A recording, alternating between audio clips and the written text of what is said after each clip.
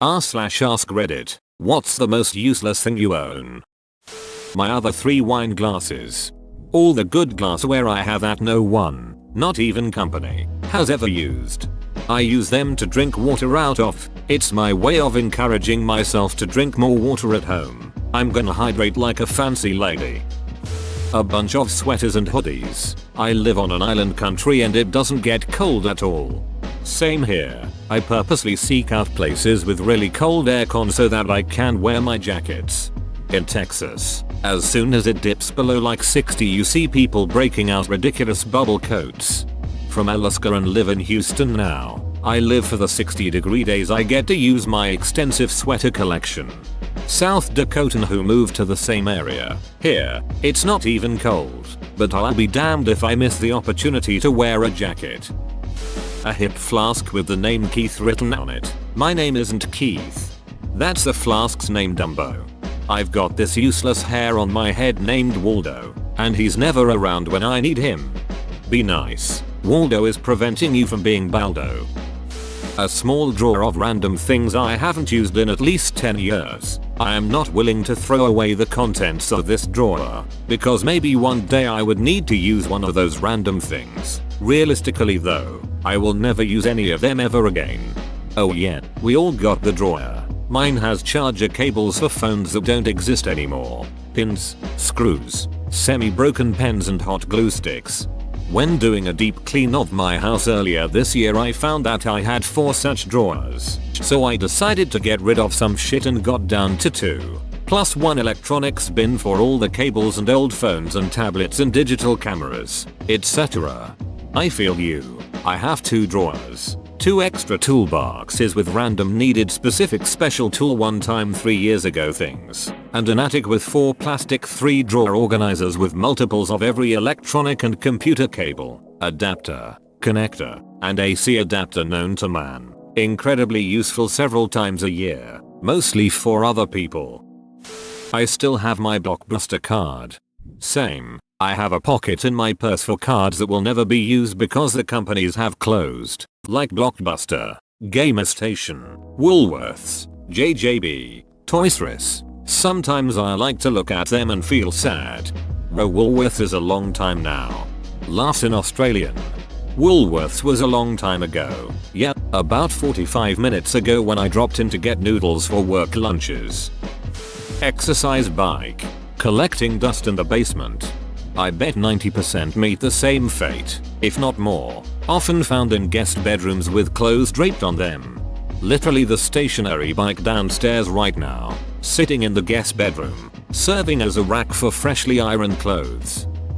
A test paper from 2009 that I accidentally brought home from school, and now I can't give it back. You could recycle it, or do what I do, burn them, or eat it. Nah, I'ma keep it as a memoir of my mistake. My parents keep me as a memoir of their mistake. A comb. I'm hairless. Hairless is such a funny way to describe a bald person for some reason. My first thought was like a human version of those hairless cats. Look up alopecia. I am the human version of those hairless cats, aka Sphinx cats. I was going to suggest grow a beard and comb it, but if not, then get a pet and comb it. I have a pet snake so I'm not the only hairless one in the house. My old college textbooks, the resale value on them was so poor, thanks to ridiculous new editions coming out each semester rendering these books useless for future students, that I figured it would be better to keep the texts as resources down the road. Then the internet erupted and now all that information, and way more, is available at the click of a mouse. I'll never forget how I dropped $150 on a new edition of Normal Psychology textbook that the professor insisted we would make heavy use of, to the point that she held a raffle for one. We did not open that book once all semester, as everything was on PowerPoints available online. The bookstore offered me $20 to buy it back. She probably co-authored the book. I had the best professor for sophomore English lit. She couldn't find a textbook she liked, so she just typed up her years of notes from teaching the class and had them bound at Kinko's. Even had little bits of her lecture notes left out, so you had to pay attention during class to fill in the blanks. First day of the semester, she collected $5 from everyone, and on day 2 we got our textbook.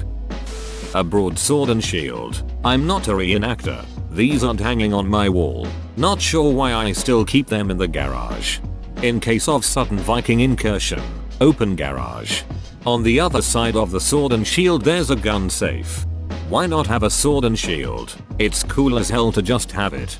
My buddy owns one of those ridiculous prop swords. The kind you might salivate over at the mall when you were in high school.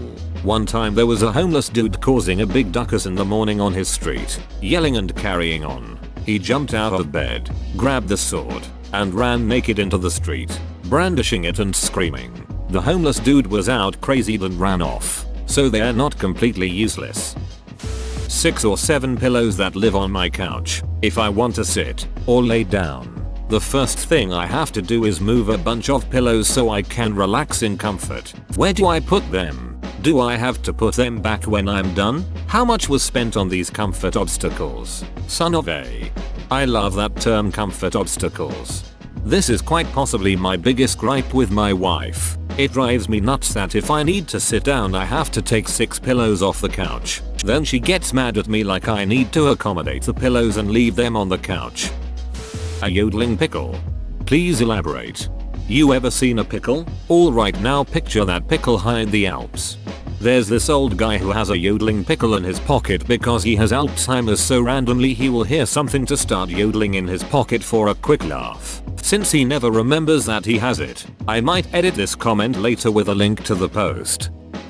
A bread maker. Yes, I will set it up the night before so I get fresh bread every morning. It lasted a week before I went back to making bread the way my grandma taught me. Now I've lost a few of its bits, and the only time I've touched it in 10 years was when we moved house, and it moved from the top shelf of one pantry to another. I've never got rid of a broken laptop. Over the past decade or so I've managed to rack up 5 of them that I've somehow convinced I'll one day do something with. As if anyone's just waiting for me to show up with a 2008 horsepower with a broken keyboard and a wobbly power socket.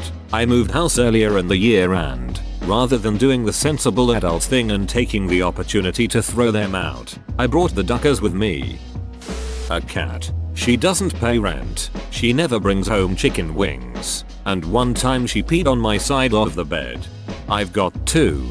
They puke on the carpet, knock down piles of books. They shed on everything, so much cat hair. They sleep in my bed and sometimes wake me up at 3 AM because they need emergency pets or they're fighting for who gets to sleep in the good spot. One always tries to drink my milk. The other steals Lego pieces and tries to eat them. I still don't know where she's hidden a couple of my minifigs. Anytime they have to go to the vet it's a crazy high bill. And I love them to pieces and can't imagine my life without them. My cat actually helps a lot in my home. I live in a rural area with a lot of rodents, so they get inside and chew on my curtains and bite holes in my cleaning product bottles. She catches them whenever they sneak around. My pancreas. Possibly this big dog crate we got a few weeks ago. Spent $130-ish on it. One of our 2 large dogs is terrified of storms. He'll try to get on your lap and scratch you all up in the process. He'll bust through the bedroom door at night and try to get in bed with you, trembling his ass off. No one can sleep. We've tried barricading him when storms happen at night, but he scratches at the doors and it scares the shit out of us. And it's pretty amazing some of the jerry-rigged barricades he's smarted his way through. I read a crate can help dogs like him feel comforted, and it seemed like it would be a great solution for our family to help us sleep on storm nights. So we bought it, and the next time there was a storm, I got him in it and he hated it. Freaked his freak out the whole time. Weeks later and he won't go near the thing. So I decided, well, we threw $130 bucks at this. I'm pretty committed to training him to use and love it. Some time ago, we started feeding him by the crate. That's where he eats now. He's no longer afraid of it, but we still can't get him to go inside it and I don't want to force it either. Well, we had a storm a few nights ago when we were all heading to bed. He started losing it. And you know what I did? I turned the goddamn TV on. Dude calmed down within the first 10-15 minutes of watching some Parks and Rec. I guess because it drowned out the rain and because he always chills and sleeps while we watch TV. So it made him feel like everything was fine. We didn't hear a peep out of him. So this $130 dog crate just serves as a plant stand now. And my 8-year-old likes to sit in it and read, and hide in it for hide and seek. Meanwhile I just had to turn the damn TV on for the dog. It's no longer a dog crate, it's a 8-year-old crate. Deck it out with some blankets and pillows and a reading light. It'll be like a little fort. I think that sounds awesome. Probably best to take the door off first, because that would probably give off the wrong impression to anyone seeing a bunch of children's stuff inside of a cage. I own a useless box. The one with the switch that causes one side to open and a small metal arm to pop out and turn itself off. I ducking love it. My brother gave my kids one as a gift. Got a little use and then the littlest one pulled a wire off it so it doesn't work. I can fix electronics, but there's something weird about having a useless box on my workbench now awaiting a careful repair. I have a couch I never sit in. My living room has a couch, love seat, recliner, and a big solo seat with an ottoman. Nothing but the recliner sees my ass. Chickens which aren't laying eggs. Damn feathery freeloaders. If my wife was to answer this post, she'd probably say me. Autographed Lance Armstrong jersey. At one point, it was worth well over $1,000. What's it worth now? I'm assuming it's a jersey he wore and raced in. Maybe $100? That's pretty much what the unsigned jersey would sell for. It's a 2000 Tour de France jersey. It's not one he wore back in the early 2000s. Signed Lance stuff was in much demand. I sold an authenticated signed poster for $670 on eBay in 2002. A CPU with a hole in it so it can function as a keychain. My goldfish. It does nothing, not even joy. I'm not really sure why it even exists. A guest bedroom. Everyone who said they'd visit bailed. A LED light that turns 4 colors for my toilet bowl. Unsanitary. Stupid. Who goes to the bathroom in the dark anyway? Me every day at least twice to not wake myself up. I have a basketball ring that you can attach to your head. Bro, this is amazing. This would be perfect for some shitty drinking game. A Black & Decker cordless drill. It's good for about 4 screws until it completely dies. Absolutely worthless. I bought a really fat squirrel statue for $15. If anyone wants, I'll attach a picture. A Planet Fitness membership. A sparkly unicorn backpack covered in iridescent white sequins. I don't carry it, but I saw it and was unable to resist its strange charm. My inner child pretty much runs the place.